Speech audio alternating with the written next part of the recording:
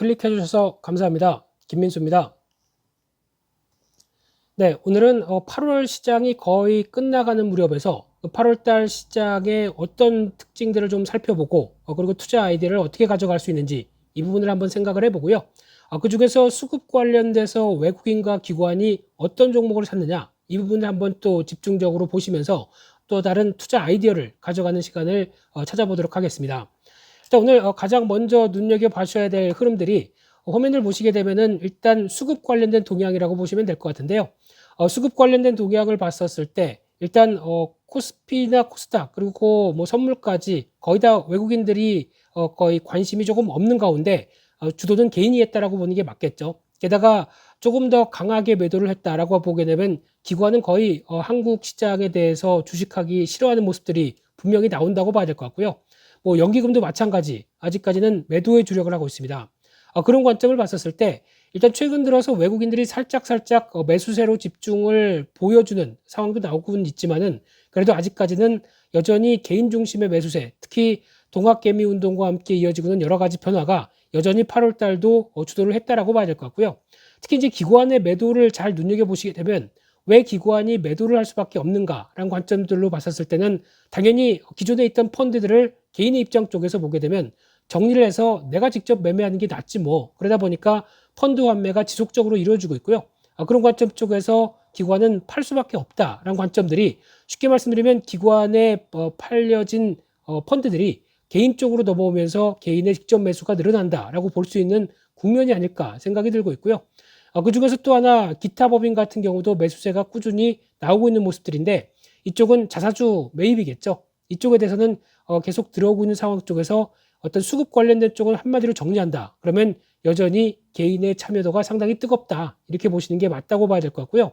또 하나 두 번째로 제가 캡처해서 화면에서 보여드리는 것 중에 하나가 이 두 번째 그림이 미국의 10년 그 국고채 금리 관련된 쪽의 그 흐름입니다. 그렇다는 얘기는 미국의 장기 금리 관련된 쪽에 변화가 조금 나오고 있다는 쪽에서 제가 한번 급하게 캡처를 해봤는데요.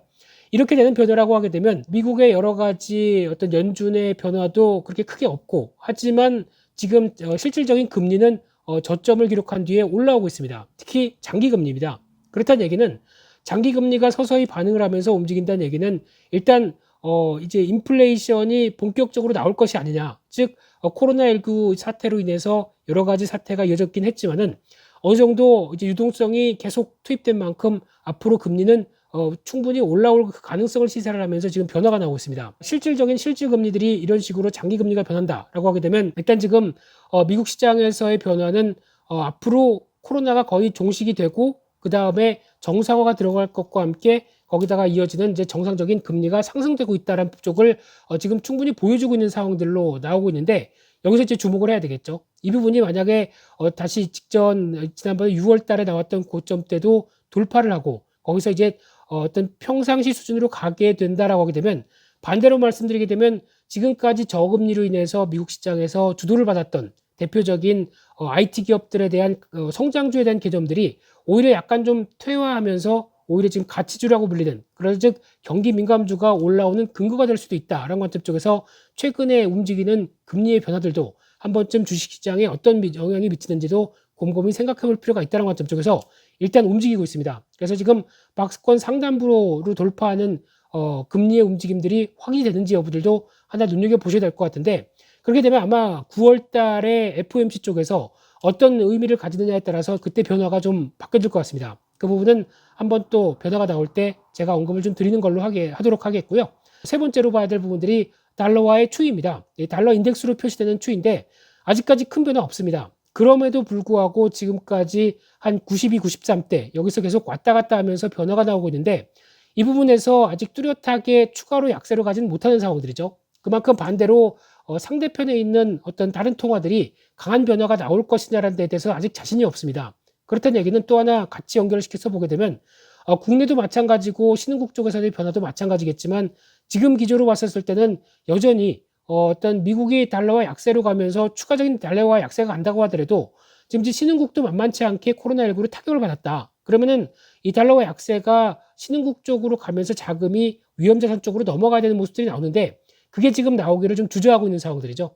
그러다 보니까 달러화 약세가 이어진다고 하더라도 아직까지는 본격적으로 신흥국 쪽에 자금이 좀 덜 들어온다. 그럼 반대로 또 그나마 어떤 펀드멘탈이 양호하게 보여줬던 신흥국 쪽은 어디냐라고 하게 되면 그때부터는 변화가 나올 수 있겠죠. 근데 아직까지는 지금 여전히 답보 상태다라는 관점 쪽에서 외국인들의 본격적인 매수세가 조금 더 지연될 수 있겠구나. 하지만 기조로 봤을 때는 한 94대 이상으로 또 달러 인덱스가 올라가는, 즉 달러와 강세로 가기에는 또 만만치 않습니다. 그렇기 때문에 아직까지는 달러와의 추이는 좀 답보 상태를 보이는데, 그렇다고 해서 어떤 달러와 강세도 가지 못한다는 국면들도 한 번쯤 염두하셔야 될 것 같고요. 국내 시장 쪽에 또 하나의 변화를 보게 되면 최근 들어서 나오는 또 신용 잔고의 흐름들도 한 번쯤 8월 달에 동향을 체크할 필요가 있다라고 보여지고 있는데, 지금까지 신용 잔고에 대해서 여러 가지 얘기가 많았었죠.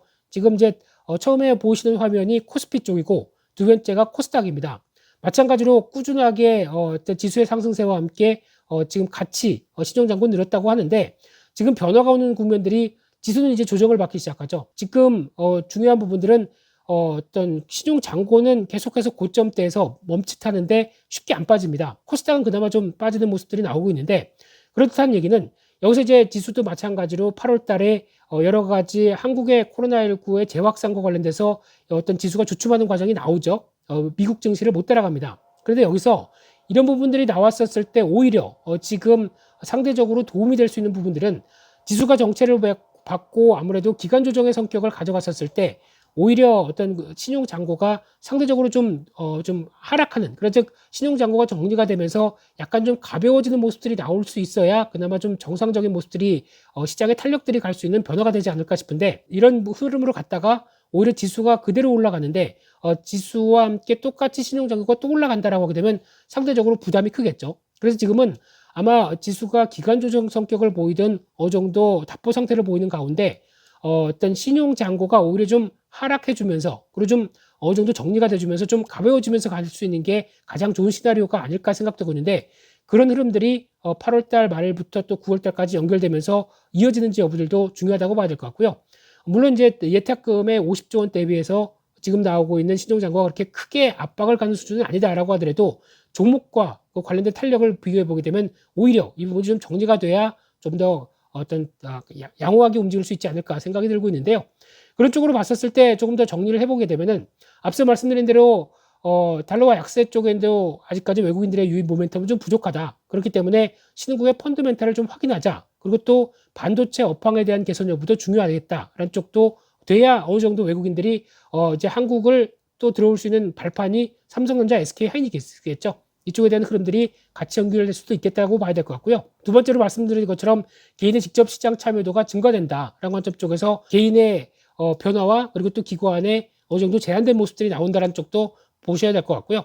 또 하나 이제 시중의 주변 자금을 고려했을 때 예탁금 증가나 시장 유입은 계속될 것 같습니다. 50조 원대라고 하더라도 여전히 부동자금의 흐름을 보게 되면 추가적으로 더 들어올 수 있다. 그러면 또 하나 하반기도 여전히 증권주에 대한 호재가 되겠죠. 이 점도 한번 체크를 하셔야 될 것 같고요. 마찬가지로 신용 잔고 얘기들도 수급적인 측면을 봤었을 때는 분명히 어느 정도 해소가 되는 게 그나마 좀 건전한 변화를 나올 수 있겠다라는 쪽인데, 상대적으로 개별 종목이 지금 보통 저희가 신용 잔고 기준으로 봤을 때 한 7%, 10%, 약한 10% 이상 넘어가는 것은 상대적으로 대응하시기에 좀 부담스러우실 거고요. 이 부분은 좀 제한적으로 보셨으면 좋겠는데, 오히려 올라갈 때 정리하고 다시 타이밍을 보시는 게 좋겠다라는 관점 쪽에서 신용 잔고에 대한 부분들도 한 번쯤 염두하셨으면 좋겠고요. 그렇게 됐었을 때 또 하나, 그러면 8월 달 들어서 외국인과 기관이 어떤 종목을 사느냐라고 한번 보시게 되면은요. 외국인들은 보시게 되면은 일단 경기 민감 쪽의 대표적인 종목들을 좀 매도를 한 경향들이 있네요. 게다가 또 카카오 같은 경우는 아무래도 어떤 지금까지 끌어왔지만 상대적으로 좀 줄여가는 경향과 함께 진단 키트 관련된 시즌이죠. 이쪽도 좀 줄여가는데, 순매수한 종목들을 보게 되면 약간 좀 다변화된 국면 쪽에서 조금 눈여겨볼 수 있는 게, 저희는 화장품 쪽을 그렇게 생각을 안 하고 있는데 LG생활건강, 아모레퍼시픽 매수가 들어옵니다. 이 점 좀 특이하게 보셔야 될 것 같고요. 그 밖에 KB금융 같은 경우도 조금 더 어떤 은행주 쪽의 차원에서 매수가 들어오는 부분들, 앞서 제가 말씀드렸듯이 미국의 금리가 장기 금리가 상승한다라는 관점 쪽에서 은행주에 대한 시각들도 약간 변하는 게 아니냐라고 추정을 해볼 수 있는 흐름들이고요. 그 밖에 또 CJ제일제당 같은 경우도 매수자가 들어오는데, 신풍제약 같은 경우는 아무래도 MSCI 효과 때문에 편입 들어오는 부분들이 있다는 쪽에서 그렇게 큰 의미를 둘 필요는 없다고 생각되고 있고요. 여전히 삼성바이오로직스 매수세가 굳건하다라는 쪽으로 보셨으면 좋겠고요. 기관도 마찬가지로 보시게 되면 삼성전자, SK하이닉스 모두 다 매도입니다. 그런 쪽에서 LG화학 그리고 삼성전기, LG화학 같은 경우는 마찬가지로 외국인도 매도를 하면서 삼성 SDI도 외국인도 매도하네요. 2차전지 쪽에서 지금 나오고 있는 대표적인 모습들, 특히 노멀 업사이드라는 또 보고서가 나왔었죠. 이쪽에 대해서 약간 영향을 받지 않나라는 생각이고요. 그 밖에 기관들은 삼성전기를 비롯해서 CJCL제당, 즉 외국인들이 매수하는 것은 약간 기관들이 매도를 하는 경향들이 있는 가운데, 그럼 기관이 매수한 종목이 뭔지를 살펴볼까요? 특히 NC소프트가 눈에 띄고요. 마찬가지로 LG전자, 동반 매수죠. 외국인 기관의 동반 순매수다라는 점들 눈여겨보셨으면 좋겠고요. 그 밖에 SK케미칼 또 삼성바이오로직스 쪽이 눈여겨볼 수 있겠다라고 말씀드릴 수 있을 것 같습니다. 지금까지 해서 외국인과 기관이 매매했던 종목들을 살펴봤는데요. 그중에서 순매수가 되고 있는 종목들 쪽을 어느 종목들이 그래도 한번 좀 유망할까, 이쪽에 대해서 한번 좀 살펴봐야 될 상황이 아닌가 생각되고 있는데요. 그런 쪽으로 봤었을 때 가장 먼저 눈여겨볼 수 있는 게 외국인들이 매수한 종목들에 대한 동향들을 조금씩 살펴보면서 변화를 한번 보시게 되면요. 일단 외국인들이 매수했던 아까 말씀드렸던 종목 중에서 LG전자 눈에 띄고 있죠. LG전자는 저희가 한번 따로 다뤄봤습니다. 다뤄봤던 이유가 여기서 나온다고 봐야 되겠죠. 외국인과 기관도 매수를 하고 있다라는 관점 쪽에서 보게 되면 외국인들의 LG전자와 기관의 LG전자 흐름들, 양호하다는 쪽에서 지금 추세 흐름들 꾸준히 맞춰가고 있다는 점에서 계속 주목을 하시면서 아직 중기적으로 봤을 때도 여전히 직전 고점대를 올라가기 위한 박스권을 시도가 들어갈 수 있다는 쪽에서 개인적으로는 직전 고점대 부근인 약 한 12만 원대까지도 한번 염두에 두면서 대응해야 되지 않을까 생각되고 있는데, 특히 8만 원대 초반 흐름들만 그렇게 크게 이탈되지 않는다라고 하게 되면 추세적인 흐름들 계속 강화될 가능성이 높다는데 다시 한번 무게를 삼아야 될 것 같고요. 두 번째로 봤었을 때 외국인들이 사는 종목 쪽에서 눈여겨볼 수 있는 게 앞서 말씀드렸던 그 종목 화장품 쪽에서 한 종목 쪽에 코스맥스라는 종목이 눈에 띕니다. 이 종목도 이번에 2분기 생각보다 실적 발표 잘했습니다. 그중에서 수출 쪽에 대한 모멘텀은 떨어지지 않는다라는 쪽에서 화장품주의 논리를 말씀드릴 수 있을 것 같은데요. 그러다 보니까 지금 이어지고 있는 코스맥스의 주가 흐름들의 동향들도 지금 탄력을 보게 되면 일단 다른 종목들 흐름들보다는 다르게 약간 고점 한번 경신하고 약간 쉬지만은 여전히 박스권 안쪽 쪽에서 움직임을 다잡아가고 있다라고 하게 되면 관심이 좀 필요하다고 봐야 될 것 같고요. 그러다 보니까 지금 만약에 이제 컨택트 쪽으로 다시 모멘텀이 사라지기 시작하게 되면 중기적인 저항권 한 11만 5천 원대를 안착해서 변화가 나온다라고 하게 되면 충분히 앞으로의 어떤 화장품 쪽을 주도를 할 수 있는 대표적인 흐름들이 아닐까라는 관점 쪽에서 여전히 주목을 할 필요가 있다고 봐야 될 것 같고요. 또 세 번째로 외국인들이 사는 종목 중에 하나를 보게 되면 금호석유라는 종목이 눈에 띕니다. 이 종목 같은 경우도 최근에 어떤 관련된 쪽의 라텍스 관련된 쪽의 변화들 양호하게 나오기 시작하면서 주가 흐름들도 실적에 대한 기대감을 한층 높이는 모습들이 나오고 있는 상황들인데요. 그러다 보니까 한번 10만 원대 이상에서 약간 싼 고점 비슷하게는 나오는 상황이긴 하지만 여전히 추세는 꺾이지 않았습니다. 그런 가운데 화학업종에 대한 변화가 나오기 시작한다라고 하게 되면 한 단계 레벨업도 나올 가능성이 높다는 쪽에서 일단 한 12만 원대 이상까지는 한 번쯤은 시도가 들어가지 않을까라는 관점 쪽에서 바라보고 있는 외국인들의 대표적인 매수세를 보이는 종목이라고 보시면 될 것 같고요.